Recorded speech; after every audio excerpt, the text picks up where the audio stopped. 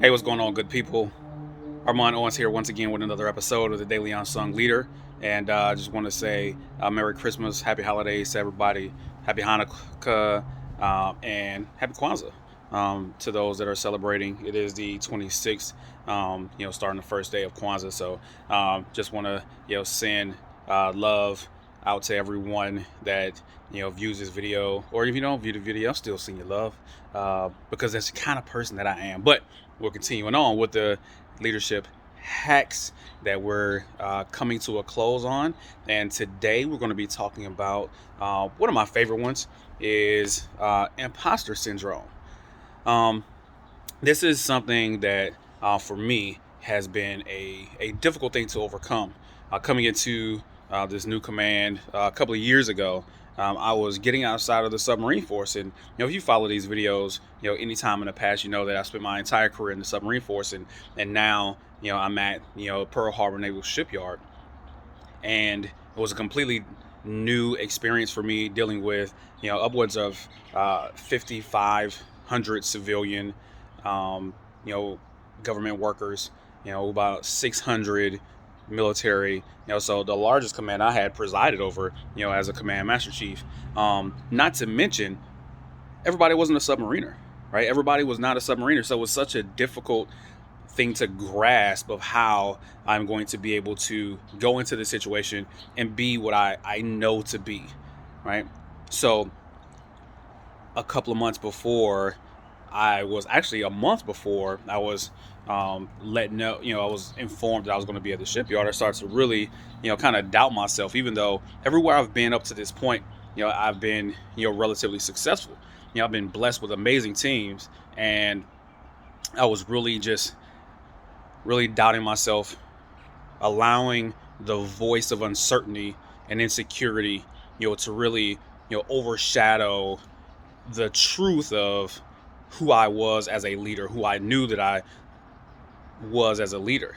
And that led to just a lot of, just kind of anxiety, just, really thinking about, hey, how am I going to be able to present myself as the same leader that I've been in the submarine force, to the divers, to my surface, warfare warriors, that because it was such a mix of different communities at the shipyard, so I was a little bit worried and really started to doubt myself, as a leader. And when that begins to happen, that's known as imposter syndrome, right? And so you've been put into a place where you are counted on. Your skills, up to now have shown that you have the ability or the potential to do well in this capacity, and then there's a voice. There's a voice that begins to resonate. There's a sense of uneasiness. There's that doubt. You start to beat yourself down because those bad things begin to magnify themselves that may have happened in the past, and you begin to believe that maybe I don't belong here. Maybe as I continue to progress, somebody's gonna come down here and find out that I ain't supposed to be here.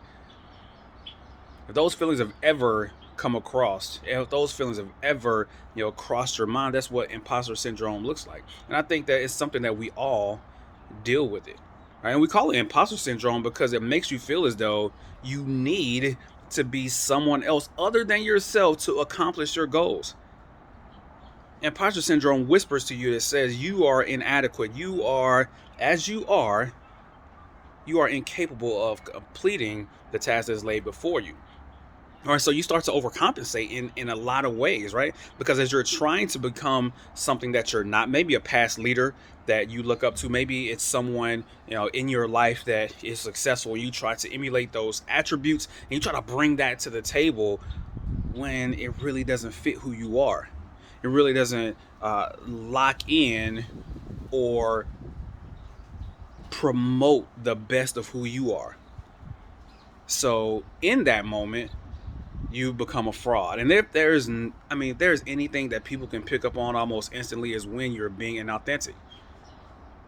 All right, so in that moment when you try to overcompensate and be somebody that you're not, you start to do things that are uncharacteristic of who you really are. I remember when I first took over as an LPO as a second class, and that imposter syndrome really took over because I was like, I am not supposed to be here.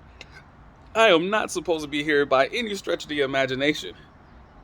So I started to overcompensate by wielding my authority in ways that manifested in yelling and demeaning methodologies, doing things to undermine people, to make myself look good, and it really fostered a toxic environment.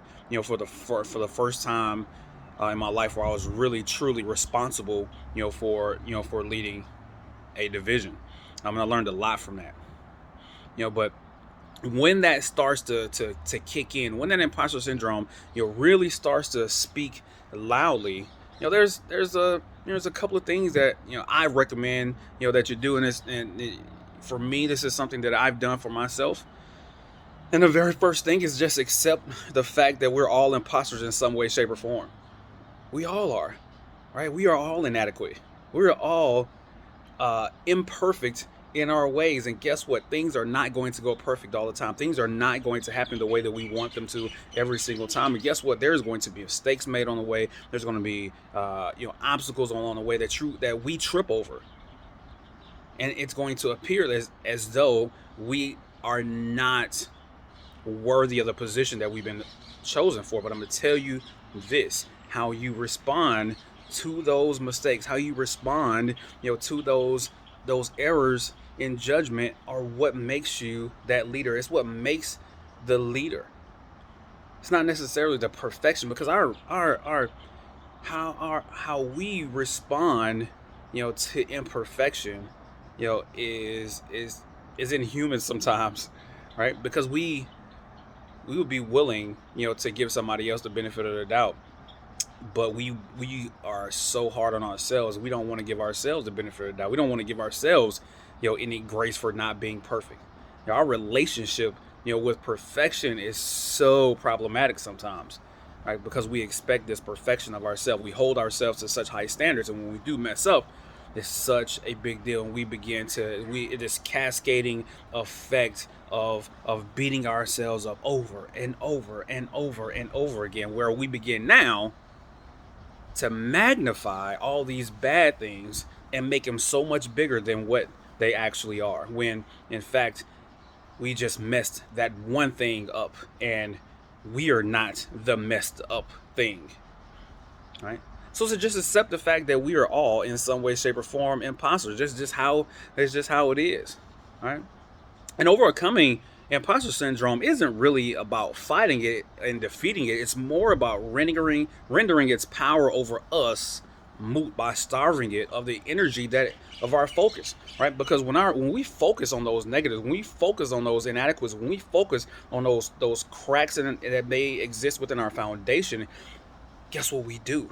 They grow, right? Because whatever we focus on grows. So that crack that we're focusing on, we're putting all our energy towards and so upset about, it continues to grow, and we don't put our focus on the things that makes us, that makes us effective, and put our focus towards the things that are going to make us well, that's going to help us to perform better. It's our focus. Can't focus on those things. Don't focus on the negative. Don't focus on the things that you believe make you inadequate, because that is going to continue to grow. Remember this: whatever we focus on grows, right? So when that imposter syndrome begins to speak in our heads, right, and we try to fight it and focus on it, we're only making the problem worse. We're only making it worse. Because we got to remember, there's a fine line, between those high expectations and giving ourselves grace, and that middle ground in there is where we kind of live. A lot of times we go back and forth. Sometimes there's that high level of confidence, and sometimes we feel low about ourselves, but we can't stay down here and we can't stay up here, because if we're up here, we're getting our ego. We'll like pride begins to overcome and make decisions for us. And down here, where the anxiety and the frustration begin to and the insecurity lives, if we focus on those things, they manifest in ways that don't project the confidence that our people deserve. It doesn't project the best of us, because that's what our people truly deserve. They deserve the best of us, right? So there's this middle ground that we have to maintain, where it's like, hey, I recognize that I have complete confidence in myself, but I'm also susceptible, to, like I say, putting milk in the pantry. I know good and well that the milk does not belong in the pantry, but sometimes I do really dumb things. It's just the dumb thing. I am not the dumb thing. We have to continue to tell ourselves the truth of that. Failure is an event, not a person. Failure is an event, not a person. And our relationship with failure has to be just that. It's an event. It's an event, not a person. You are not the failure. You just messed something up. Right? And we have to make sure that we practice the story that we tell ourselves. So we accept the fact that, in some way we are imposters. Understanding that, giving ourselves the benefit of the doubt. Right? Number 2, focus on the things that matter, the things that are going to grow us in a positive way, and not focus on the negative aspects of who we may be. Right? And thirdly, we got to make sure that the story that we're telling ourselves is the one that is truly indicative of who we really want to be. Right? Tell the story about yourself, about who you want to be in the future. Tell the story about yourself to yourself and practice that thing, right? Because if I continue to hear in my, in my mind's, my mind's eye, that I'm a failure, that I don't belong, guess how I'm going to perform, right?